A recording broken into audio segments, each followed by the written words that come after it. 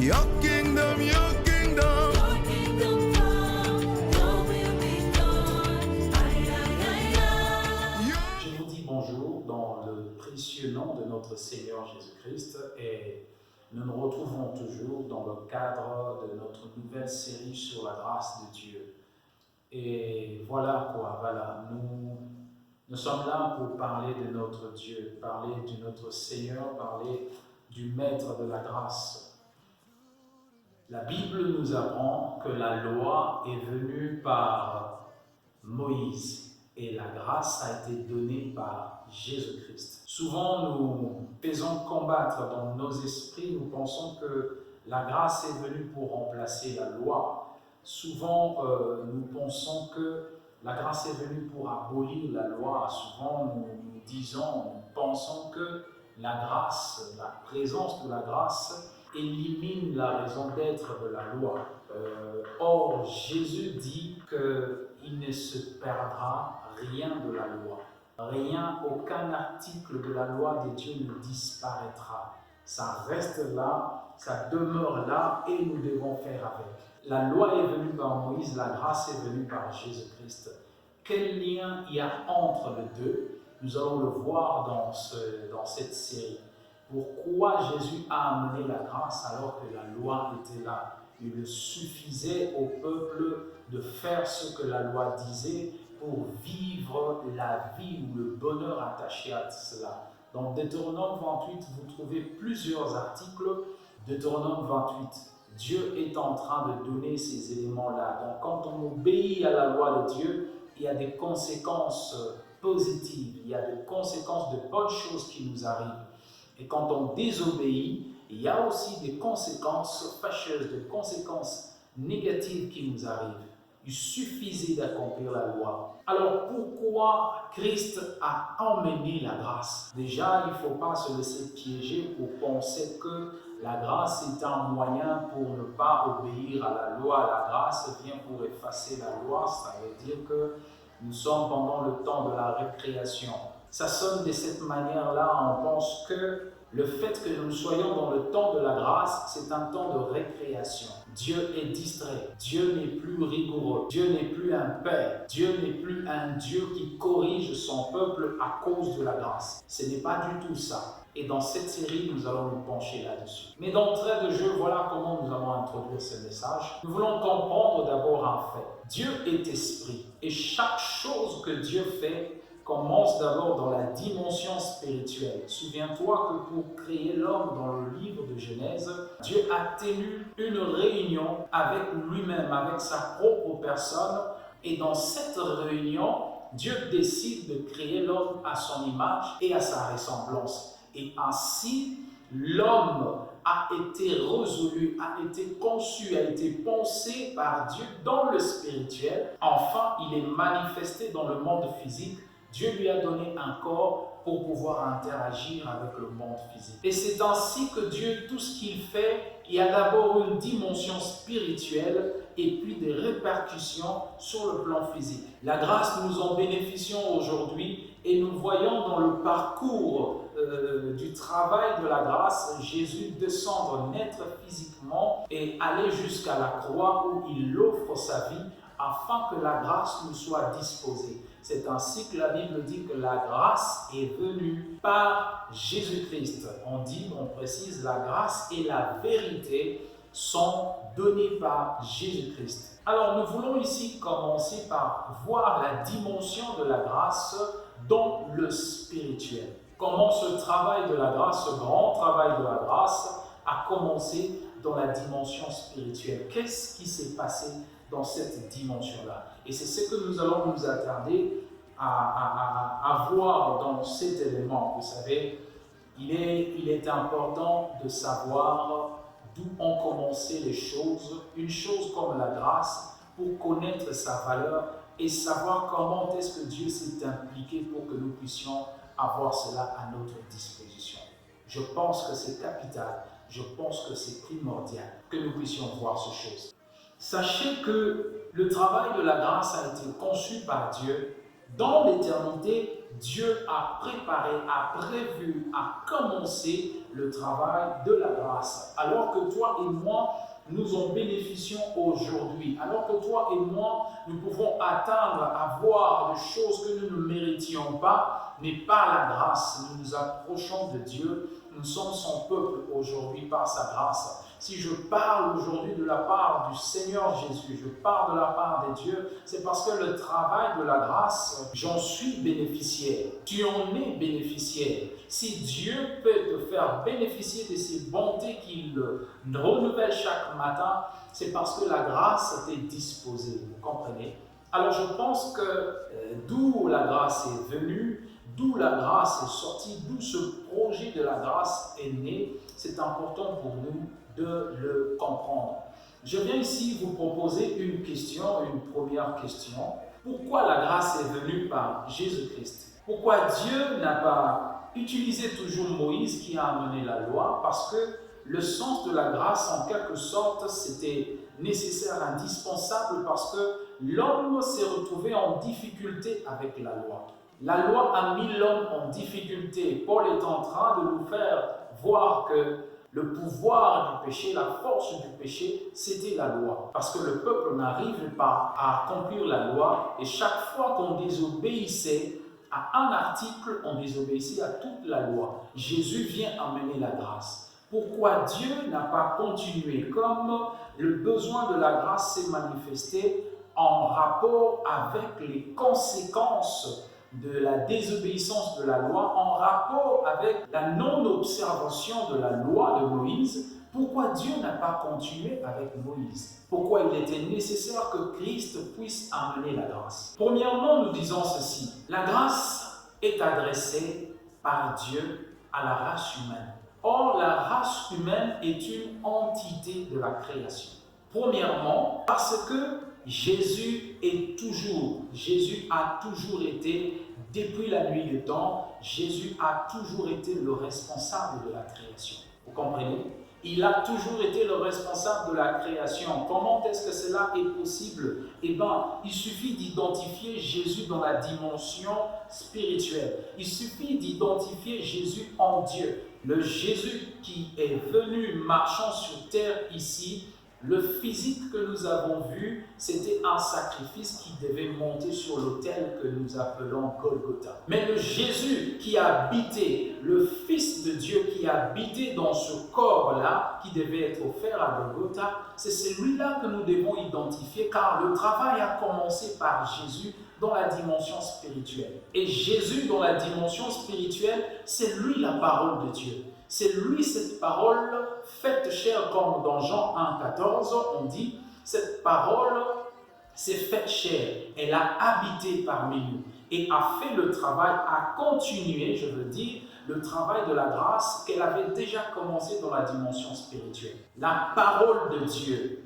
la personne de Jésus-Christ qui en est la personnification, comme nous avons dit dans l'un de nos éléments, allez sur notre chaîne, vous allez voir la personnification de la parole de Dieu. C'est Jésus-Christ qui est la personnification de la parole de Dieu. Et dans la dimension spirituelle, il a commencé le travail de la grâce. Nous l'identifions comme la parole de Dieu. Si vous allez dans Jean 1 à 3, vous voyez la présence de Jésus, la parole de Dieu, auprès du Père. Et on nous montre que c'est lui qui est responsable de la création. Nous allons le lire avec vous. Jean 1, la Bible dit ceci: au commencement était la parole, et la parole était avec Dieu, et la parole était Dieu. Elle était au commencement avec Dieu. Toutes choses ont été faites par elle, et rien de ce qui a été fait n'a été fait sans elle. Et nous allons encore dans le livre de Genèse. Le livre de Genèse, nous prenons le livre de Genèse, pratiquement le même chapitre et les mêmes versets que nous venons de lire dans Jean. Au commencement, Dieu créa les cieux et la terre. La terre était informe et vide, il y avait des ténèbres à la surface de l'abîme, et l'Esprit de Dieu se mouvait au-dessus des eaux. Dieu dit que la lumière soit, et la lumière fut. Nous trouvons la présence de la parole de Dieu. Nous avons dit que nous devons d'abord identifier Christ. Nous trouvons la présence de la parole au commencement, comme Jean nous dit que tout a été créé par la parole, et on nous donne un détail ici, c'est que quand Dieu a commencé la création, la Bible dit Dieu dit. De l'instant où Dieu commence à parler, nous identifions la présence de sa parole, car c'est la parole qui exécute les ordres que Dieu donne. C'est la parole qui porte la volonté de Dieu, qui accomplit les desseins de Dieu. Et ici, le dessein de Dieu était que la lumière se manifeste. Alors la parole, Christ Jésus, est sorti et a accompli ce dessein de Dieu qui était de manifester la lumière. Et ça a continué ainsi, Dieu a tout créé par la parole. C'est pour cela qu'en répondant pour dire pourquoi la grâce n'est pas venue par Moïse, mais par Jésus, c'est pour dire que au départ, la parole de Dieu, la personne de Jésus est responsable de la création. Quand il y a un souci avec la création, c'est Dieu qui va aller vers sa parole pour lui dire ce que tu as commencé, continue-le. La parole de Dieu, Christ Jésus, a toujours été responsable de la création.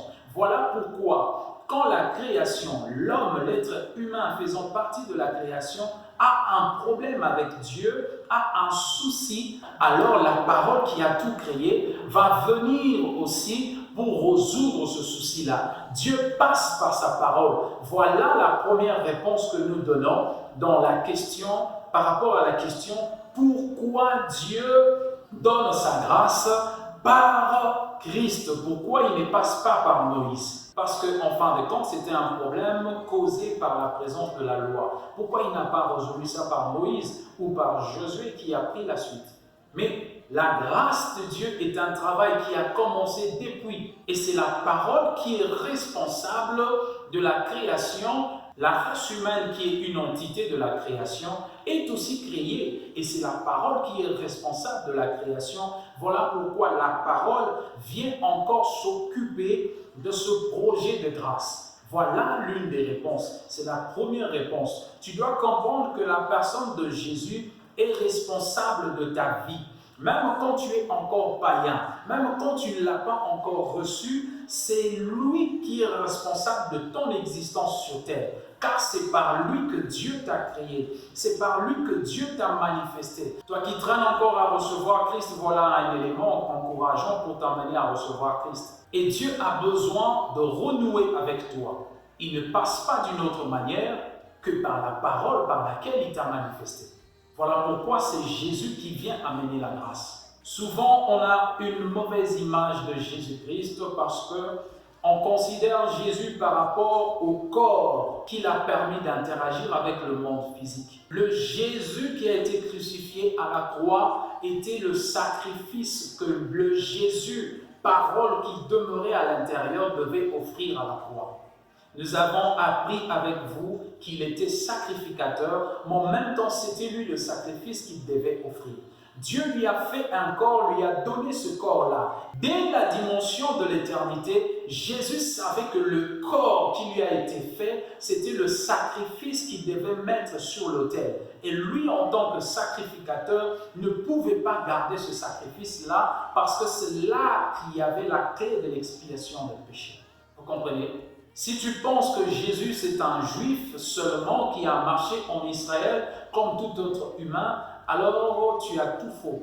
La grâce qui t'est disposée aujourd'hui pour laquelle tu ne fournis aucun effort, qui ne te demande que de croire, que d'avoir la foi, ce travail a commencé dans la dimension spirituelle. La parole de Dieu qui est la personne de Jésus a commencé à travailler là dans le spirituel. Et il est venu dans la dimension physique pour monter à la croix. Ne te laisse pas berner par tout ce que le monde nous présente aujourd'hui. Pourquoi c'est Jésus qui a amené la grâce? Parce que depuis la nuit de temps, c'est Jésus-Christ, la parole de Dieu, qui est responsable de la création.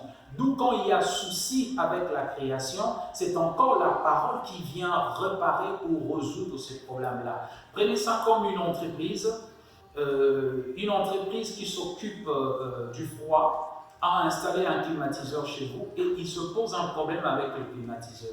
L'entreprise se dit, il n'y a pas meilleure personne que celui qui avait fait les installations de ce climatiseur chez vous pour aller résoudre ce problème parce qu'il connaît le détail de cette chose-là. Et c'est de la même manière que Jésus est venu, étant responsable de la création. Il est venu pour résoudre le souci qu'il y a dans la création. Voilà, bien-aimés, nous continuons. Nous allons prendre la deuxième réponse que nous avons. Pourquoi c'est Christ qui amène la grâce et non Moïse à séduire? Dieu a de merveilleux anges. Nous pouvons citer comme des noms qui nous sont donnés dans la Bible. Gabriel, Michael.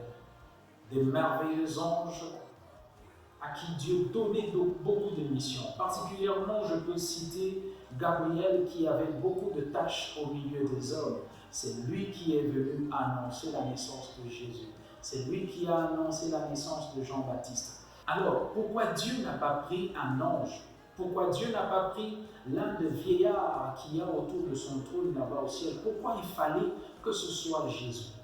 Pourquoi il fallait que ce soit Jésus? La deuxième réponse, c'est qu'il a été prédestiné à cela. Jésus a été prédestiné à faire le travail de la grâce avant la fondation du monde. Vous comprenez ça? Ça veut dire, Dieu a un plan de faire le monde. Dieu a un plan de manifester le monde tel que nous le connaissons. Nous parlons du monde cosmos. Mais avant que Dieu ne jette le fondement, Christ a déjà été prédestiné à faire ce travail de la grâce. Il y avait déjà une planification et c'est lui qui devait être l'acteur, qui devait s'occuper de ce travail. Nous lisons dans la Bible 1 Pierre 1, 18 à 21. La Bible dit ceci. Sachant que ce n'est pas par de choses périssables, par de l'argent ou par de l'or que vous avez été rachetés de la vaine manière de vivre que vous avez hérité de vos pères, mais par le sang précieux de Christ comme d'un agneau sans défaut et sans tache, prédestiné avant la fondation du monde et manifesté à la fin de temps à cause de vous, qui par lui croyez en Dieu, lequel l'a ressuscité de mort et lui a donné la gloire, en sorte que votre foi et votre espérance reposent sur Dieu. Il y a eu un projet que nous appelons ici le projet de la grâce. Ce projet a commencé dans la dimension spirituelle comme nous le disons. Et l'apôtre Pierre ici est en train de nous faire voir que ce projet, Christ montant à la croix pour donner sa vie, pour nous racheter par son sang, ce n'est qu'une continuité. C'est la manifestation d'un projet qui a eu lieu avant la fondation du monde. Vous comprenez, bien-aimés? Avant que Dieu ne puisse dire « faisons l'homme à notre image », avant que Dieu ne puisse créer les cieux et la terre, avant que Dieu ne puisse manifester quoi que ce soit, le projet de la grâce existait déjà. Pourquoi c'est Christ qui s'en occupe? Parce qu'il a été prédestiné à cela avant la fondation du monde. Voilà pourquoi Jean pouvait dire que la parole s'est faite chair, elle a habité parmi nous. Jésus vient, il naît avec ce projet-là qui a commencé, qui a vu lieu dans la dimension spirituelle. Pierre nous fait très bien comprendre ici. L'agneau a été prédestiné avant la fondation du monde.